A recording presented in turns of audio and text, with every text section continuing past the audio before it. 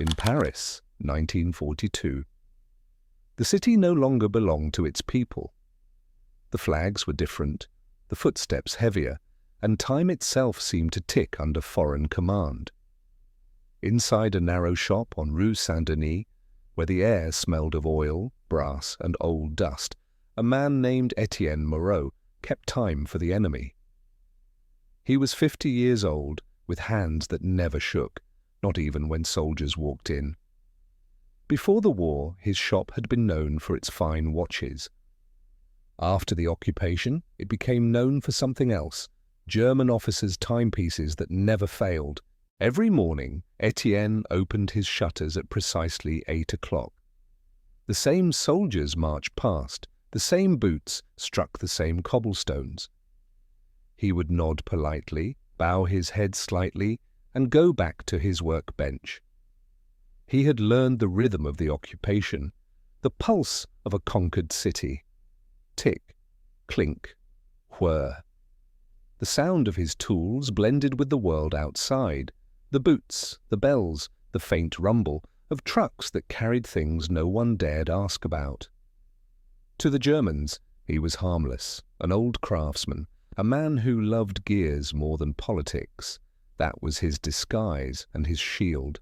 But behind the wooden door marked repairs only, another world existed. Étienne kept a second bench there, one that the soldiers never saw. On it lay his true work, a tangle of brass, copper wire, and watch springs, forming something that looked like time itself was being rebuilt. He called it l'horloge fantôme, the ghost clock.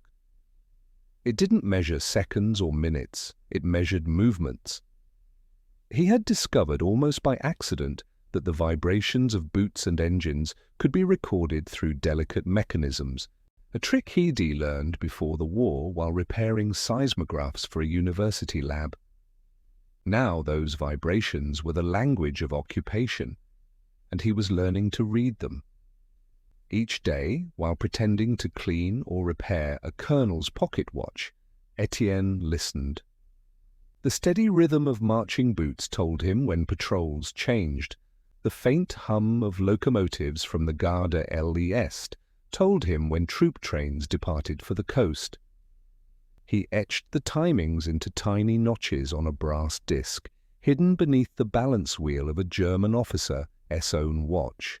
When the officer came to collect it, the disc would travel unnoticed across checkpoints, across France, until it reached someone who knew how to read the pattern.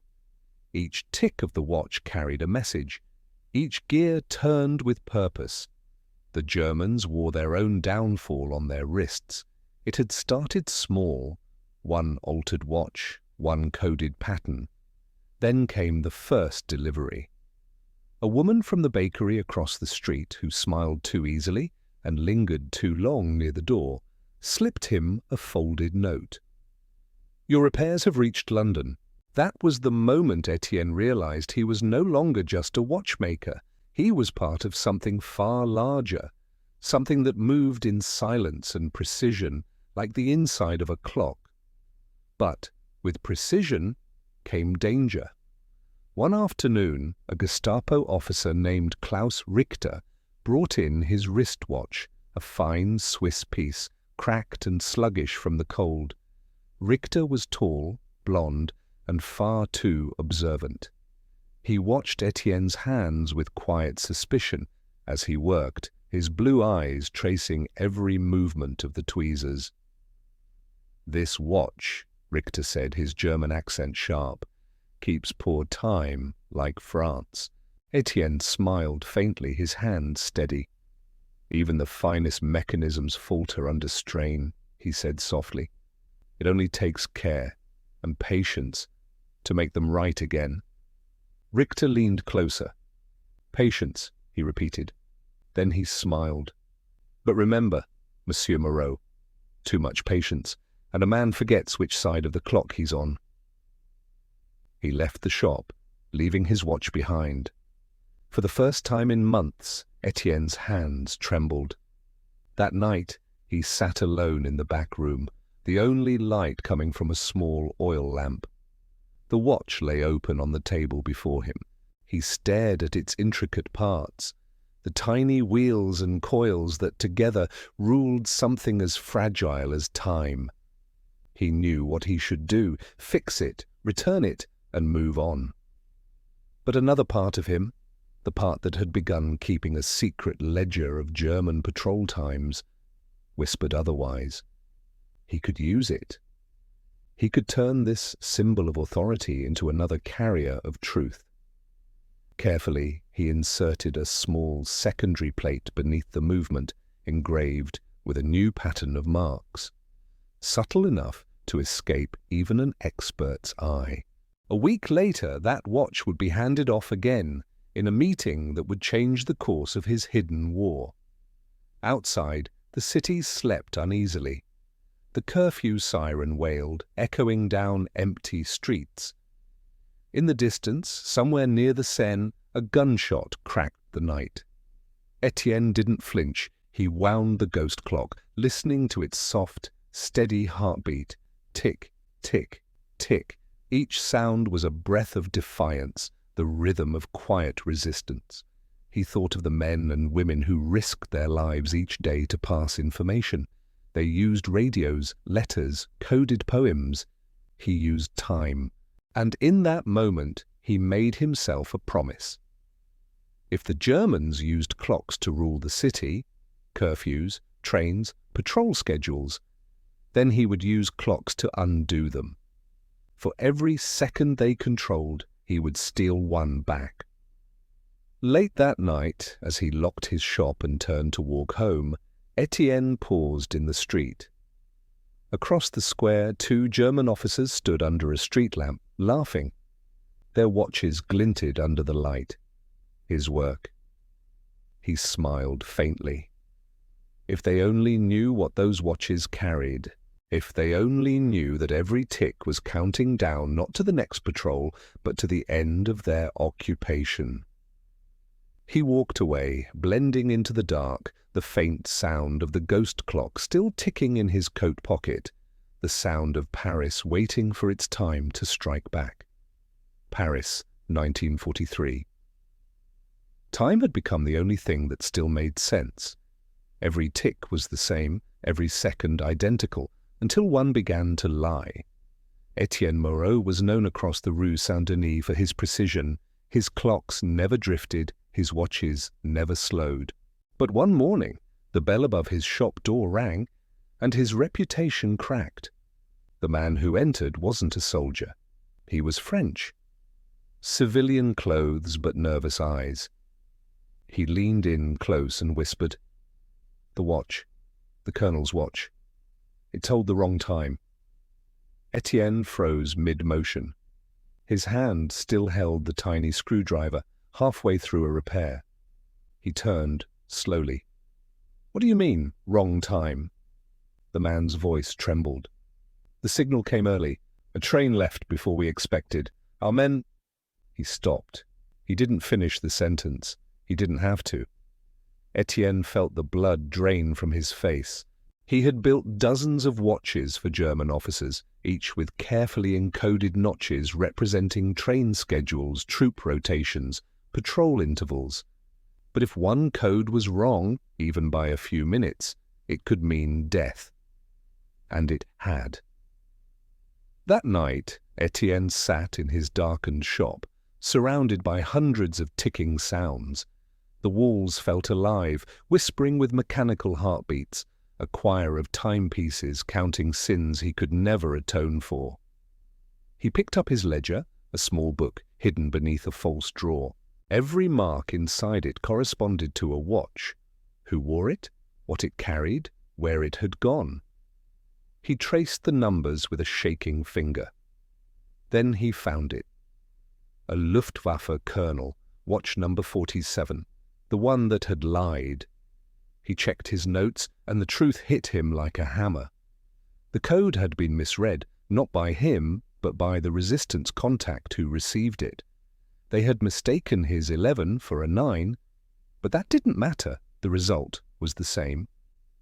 Lives lost because of a tiny, curved engraving in brass. At dawn, he opened the shop again. A German truck passed outside, rumbling toward the river.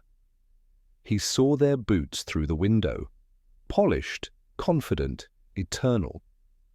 But all he could think about were the men who would never walk again because of one wrong tick. The bell above the door rang. The Gestapo officer, Klaus Richter, stepped inside. "Good morning, Monsieur Moreau," Richter said, smiling thinly. "I hope your work is keeping time." Étienne nodded, keeping his voice even. "Always, Herr Richter. Time is my only loyalty." Richter's smile widened. "How poetic! Tell me, do you remember the Luftwaffe colonel's watch you repaired last month?" Étienne's pulse quickened. "Of course. Fine piece, though it needed adjustment." "Indeed." Richter placed the watch on the counter. "It stopped working again. Curious, isn't it? A Swiss movement, nearly perfect, yet it falters twice under the same craftsman." Étienne looked down. The watch was his. He recognized the tiny imperfections in the case, the same he had engraved with coded marks. He forced a calm breath. "Sometimes even perfection stumbles, Herr Richter." Richter leaned forward, lowering his voice. "Or perhaps it speaks too much." He left the watch on the counter and turned to leave. At the door, he paused. "Do you know, Monsieur Moreau," he said softly, "I once believed that time was neutral, that clocks have no allegiance. But lately—" He looked back, his eyes sharp. "I begin to think otherwise." He walked out. The bell rang behind him, sounding more like a death toll than a greeting. When night came, Étienne locked the front door and brought the watch to his hidden bench. He disassembled it under lamplight, his tools steady, his breath shallow. Inside, beneath the mainspring, he found what he expected, and what terrified him. The engraved notches were no longer his alone. Someone had added new ones. Different cuts, different rhythm. Someone had tampered with his code. For months, he'd believed only a handful of resistance agents knew how to interpret his engravings. But now, it seemed someone else, perhaps within the Gestapo, had discovered their pattern. Someone was using his own system to feed false information to London. The watch hadn't lied, it had been made to. He didn't sleep that night. He sat in his chair, listening to the endless ticking around him, wondering how many of those clocks now told lies, how many of his own creations had become weapons against the people he meant to help. By dawn, he made a decision. He would change everything. He would rebuild the entire code, not just the marks, but the mechanism itself. If they wanted to spy on his messages, they'd have to understand the heartbeat of time itself. He began sketching a new design, a watch whose balance wheel carried a dual rhythm, one that looked normal but hid another beneath it, revealed only when the second's hand was stopped mid-motion. To any ordinary eye, it would be flawless. To those who knew its secret, it would sing a second language, a new heartbeat for a dying world. Days turned into weeks. Richter returned twice, testing him with polite conversation and sharp eyes. Each time Étienne played the part, the humble craftsman, grateful for business, proud of his precision. But each time Richter left, another coded watch went out into the world, the ghost clock's children. Each one carrying truth disguised as time. And slowly, through whispers passed in cafes, through the hands of waiters and bakers and nuns, Étienne heard the rumors. A train derailed in the north, an ammunition depot bombed at the exact hour it was meant to be empty. The tide was turning. Still the guilt never left him. Every time he wound a spring, he saw the faces of those lost to the watch that lied. He spoke to them sometimes, quietly as he worked. "Forgive me," he whispered, "for being the wrong second too late." But even guilt can be a kind of courage, the kind that keeps a man's hands steady when they should tremble. And so he worked, and the city kept ticking, waiting for its moment, waiting for the hour when the clocks of Paris would strike, not for the occupier, but for freedom. In London, 1944. In a cramped office beneath Whitehall, the sound of a ticking watch echoed louder than the typewriters. Major Harold Bennett, head of field intelligence, leaned over a desk scattered with coded messages.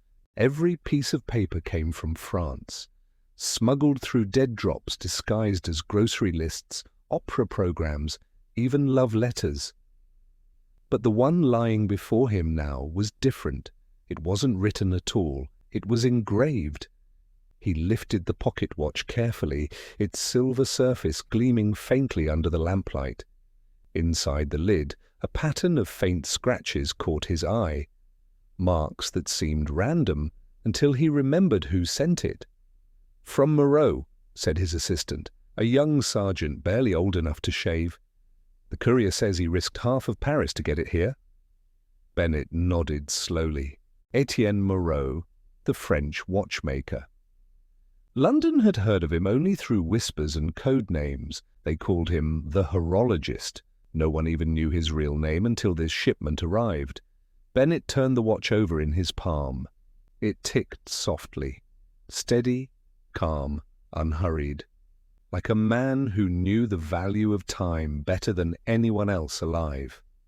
"Bring me the sonic spectrograph," he said. The assistant blinked. "Sir?" "Just do it." Moments later, they placed the watch under a crude recording microphone, a device used to analyze Morse patterns. Bennett wound the crown, listening as the mechanism clicked to life. The ticking began, soft at first, then steady. But beneath the surface rhythm, Bennett heard something strange. Every 12th tick was slightly shorter, every 24th longer. To anyone else, it was mechanical noise. To Bennett, it was language. He counted aloud, matching the rhythm to code, ... dash, dash, ... The watch was speaking. Within minutes, he had the translation. "Convoy south of Caen, supply trains Tuesday, bridge unguarded at night." He leaned back, astonished. "This isn't a message," he whispered. "It's a map." The room fell silent. For the first time, Allied command could see the German troop movement schedule, not written, not radioed, but hidden in time itself. Bennett exhaled slowly. That man just gave us the hourglass of the war. Meanwhile, in Paris, Étienne Moreau sat alone in his workshop. The once busy street outside was quiet. Most of his neighbors were gone, arrested, conscripted, or vanished into the resistance. Only the clocks remained. Their ticking filled the air like a chorus of ghosts. But tonight, one clock was missing. The last of his coded watches, the one meant to warn London about the Gestapo's growing suspicion, had been taken by force. Richter had come again that afternoon. He'd smiled politely, as always. He'd even complimented Étienne's craftsmanship. But when he left, one of the new watches was gone. Now Étienne sat staring at the empty space on his workbench. If Richter discovered its secret, if he realized the ticking wasn't random, the Gestapo would come not just for him, but for every contact in Paris. At midnight, Étienne heard footsteps outside, not boots, shoes, light, careful. He stood silently, hand near the hidden drawer where he kept his revolver. Then came the whisper. "It's me." He opened the door. A woman entered, her coat soaked from the rain. It was Claire, the courier, who had carried his watches across the border dozens of times. She looked pale, breathless. "They raided the cafe," she said. "They know about the messages. They're tracing the watches." Étienne's heart sank. How much do they know? Enough, she said quietly. They think the codes are written in the casing. They don't know about the rhythm yet. But it is only a matter of time. He smiled grimly. Fitting. Claire grabbed his arm. You have to leave. Tonight. He looked around at his workshop.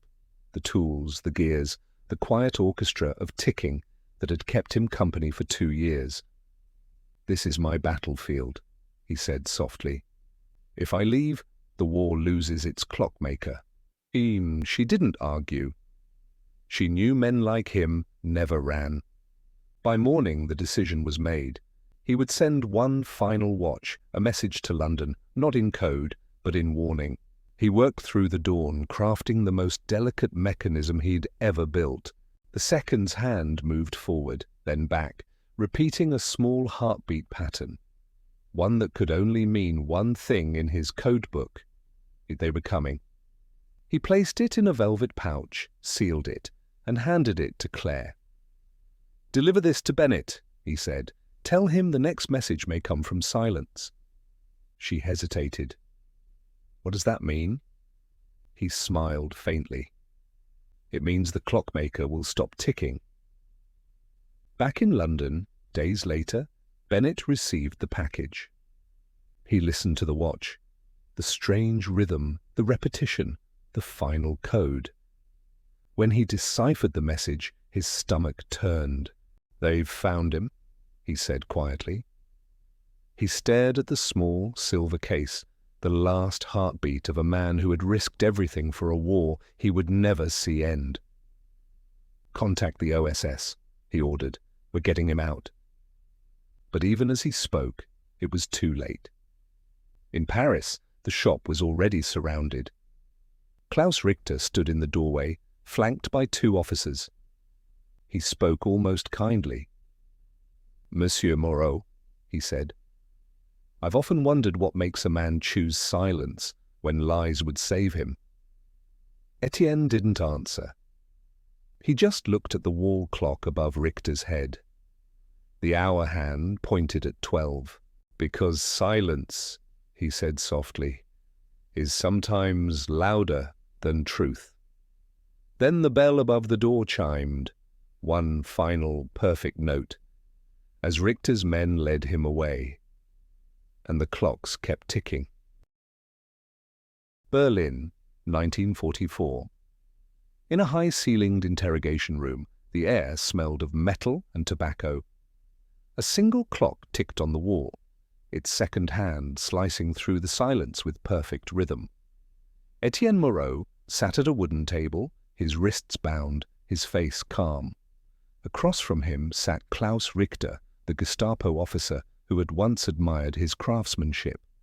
Now Richter watched him with the cold precision of a man dissecting a puzzle. Between them lay a small tray. On it, a disassembled pocket watch. Richter picked up one of the gears with tweezers and turned it in the light. "This," he said, "isn't an ordinary watch. I can feel it. The balance is off. Intentional, perhaps?" Étienne said nothing. He stared at the clock on the wall, listening to its rhythm. Tick, tick, tick.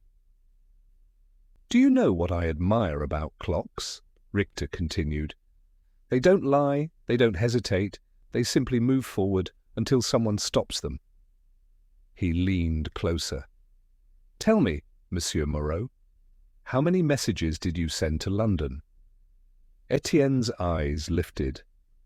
"I repaired watches," he said softly. "Nothing more."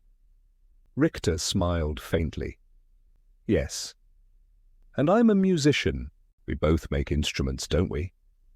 Except yours plays for the wrong orchestra." He gestured to the guards. "Bring it in." The door opened. 2 soldiers entered, carrying a box, wooden, roughly built. They placed it on the table and left. Richter opened the lid. Inside was a jumble of clock parts, shattered and bent. "These were taken from your shop," he said. "Every clock you ever touched. We will take them apart, one by one, until they confess what you will not." Étienne's heart sank. But he didn't show it. He knew what they were looking for, the hidden mechanisms, the microcodes etched beneath the gears, the rhythm patterns that spoke to London in silence. They could destroy them all, but the messages were already gone. Delivered, heard, used. The D-Day preparations were already underway. Days turned into weeks. Étienne was moved to a prison outside Paris. They kept him alive, barely, hoping he'd break. He spent his hours in the dark, listening, to footsteps in the hall, to rain against the roof, to the faint, impossible echo of ticking, his mind recreating the rhythm of every watch he'd ever built. Time had been his language. Now it was his only friend. He began to mark the wall with scratches. 6 lines and a cross for each day, just like the minute marks on a dial. He told himself, "When I reach 60, I will stop." Not in despair, but in defiance, because that would mean 1 full minute of silence, his final, perfect invention. Meanwhile, in London, Major Bennet stared at a map of France. A red circle marked Montreuil prison. The intelligence reports were grim. Étienne was alive, but only barely. And yet somehow, even in captivity, messages were still reaching them. A field agent had smuggled out a small piece of metal, part of a gear found hidden inside a German officer S watch. On its edge, etched with microscopic precision, were 6 numbers, 06.06, 44, 0530. Bennett's hand trembled. June 6, 1944, the time of the Normandy invasion. Étienne had sent them the moment to strike, from his cell. The man was still fighting the war, 1 second at a time. In the final week of May, the Gestapo brought Étienne back to Paris for transport. They wanted him closer to headquarters, closer to control. But, as fate would have it, Allied bombers struck the railway yard that night. The city shook, sirens screamed, guards ran for cover. Étienne's cell door swung open, the hinges half broken from the blast. He hesitated. For 2 years he'd dreamed of escape. Now it was handed to him by chaos. He stepped into the corridor, the air thick with dust and smoke. From somewhere nearby, a clock fell and shattered. He picked up its broken face and smiled. Even broken, it was still marking time. He moved quietly through the halls, ducking into shadows, guided only by instinct and rhythm.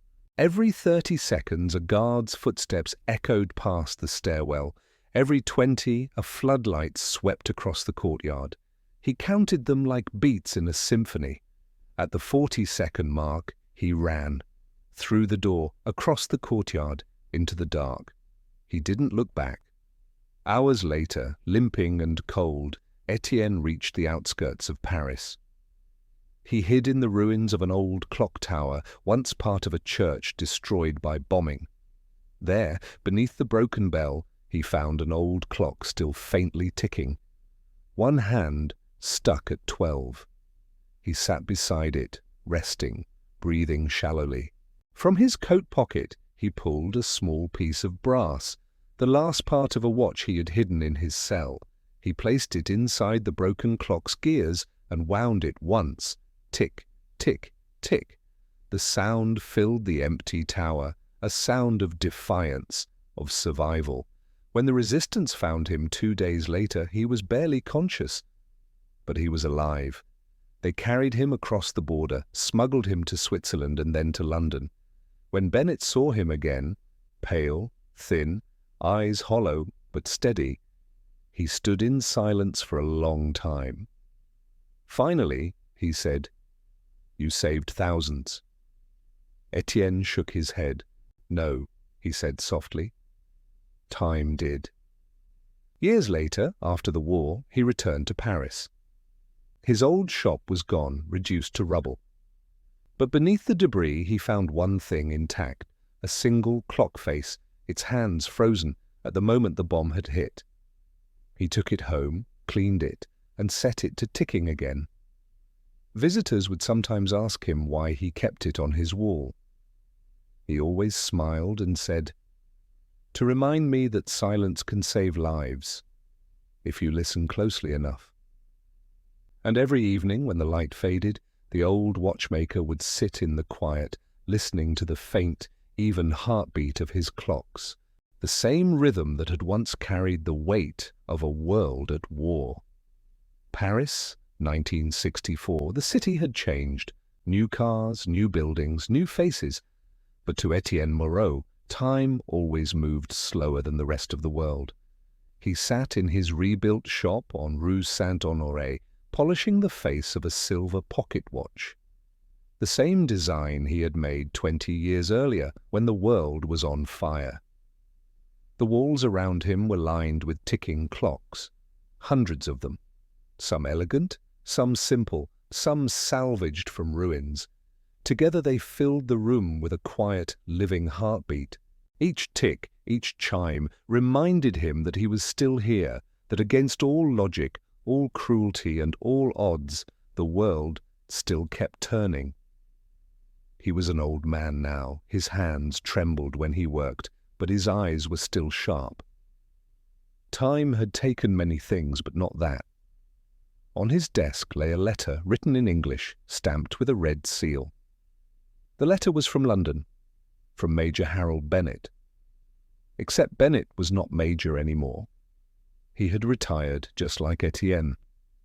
The letter said, "Old friend, they're holding a ceremony next month in Normandy when in 20 years since the invasion. I thought you might like to know. Your timing saved thousands. The watch you built, the messages you sent. They guided the paratroopers to their drop zones. I've never told anyone your name, but your work lives on every time they speak of precision and courage. You once told me silence could save lives. You were right." Étienne folded the letter and smiled faintly. Silence. Yes. That had been his greatest invention, not the watch that told no time, not the code that ticked, but the silence between the seconds, the space where he had hidden the lives of others. That afternoon, the bell above the door rang. A young man entered, no older than 25, dressed neatly, but nervously. "Are you Monsieur Moreau?" he asked. Étienne nodded. "I am. What can I do for you?" The young man hesitated, then pulled a small box from his coat. Inside was a gold wristwatch, its crystal cracked, the hands frozen. "This was my grandfather's," he said. He was in the resistance. I was told you might have known him." Étienne's breath caught. He recognized the watch instantly. The slight imperfection in the bezel, the shape of the crown. It was one of his. One he had given to a courier years ago. A watch that had carried coded rhythms through Nazi checkpoints, that had whispered secrets across enemy lines. He touched it gently, reverently. "Yes," he said. "I knew him. He was brave." The young man smiled sadly. He never talked about the war. He just said a clockmaker once saved his life. Étienne looked down at the broken watch. "I didn't save his life," he murmured. "He saved mine." He set the watch on the workbench, opened the case, and began to repair it. For hours, the room was filled with soft sounds, tools clicking, gears turning, the whisper of oil on brass. When he finally wound it, the watch began to tick again. Tick, tick, tick. The sound was steady, strong, alive. He handed it back to the young man. "There," he said, "your grandfather's heart still beats." That night, Étienne closed the shop early. He made tea, sat by the window, and watched the last light fade over the Seine.